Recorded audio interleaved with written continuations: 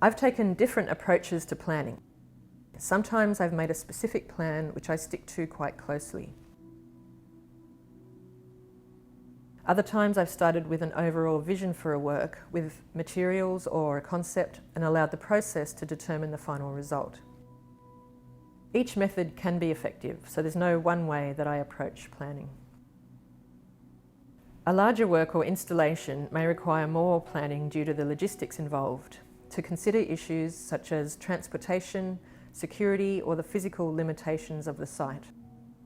While planning can be effective, over-planning can inhibit the creative process. It's useful not to attach too much to the plan, but let a work develop in its own way if it needs to. In these works, number 35 to number 37, the female form 2, I'd originally planned to make large fibre banners that combined painting with techniques such as embroidery and applique, or 2 dimensions with 3-dimensional elements. When works are intended for a particular context or gallery space, I often draw the space with the works in it and a person viewing the work for context. So the banners are 4 metres high each, so I needed quite a lot of fabric to make each one.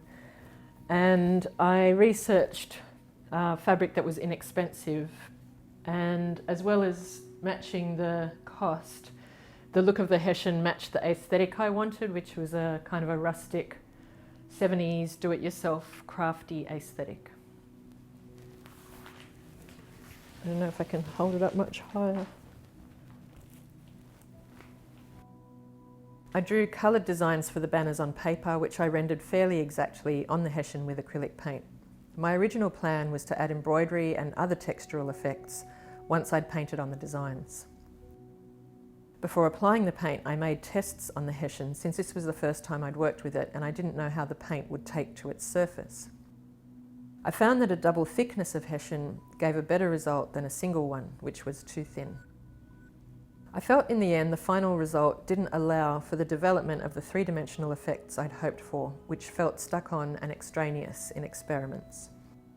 Rather than a textured work, I effectively ended up with 3 large paintings.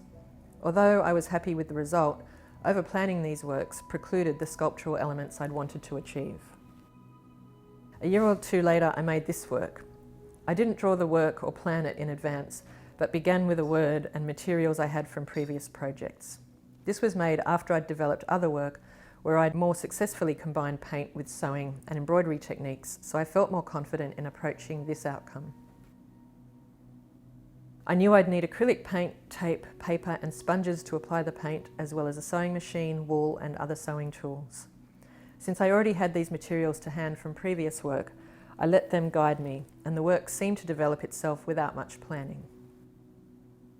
The text on the work was my heartfelt response to the curator's brief for the group exhibition this work was intended for.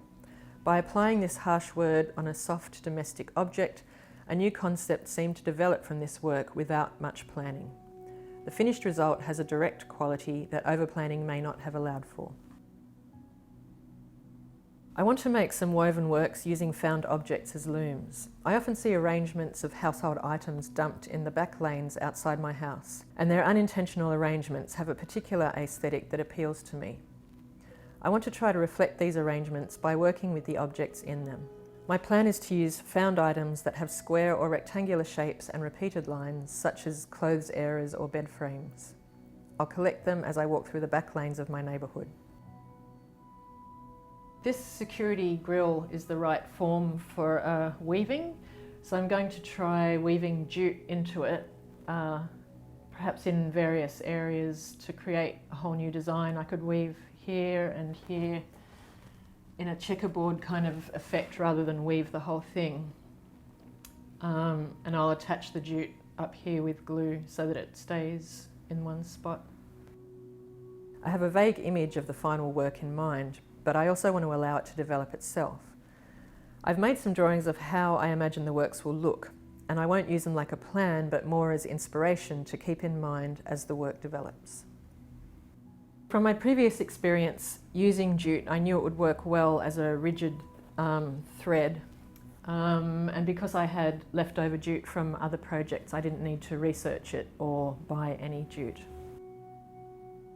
I researched which type of glue will best attach the jute to the grille's metal surface by looking online and asking at my local art store.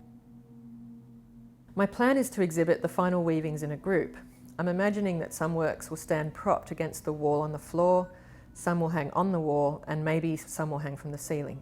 I've made drawings of what I imagine this arrangement might look like, but I won't be able to fully develop it until all the objects are complete. For this reason, I'll allow for changes to my plan once I've made all the weavings and see them in the space.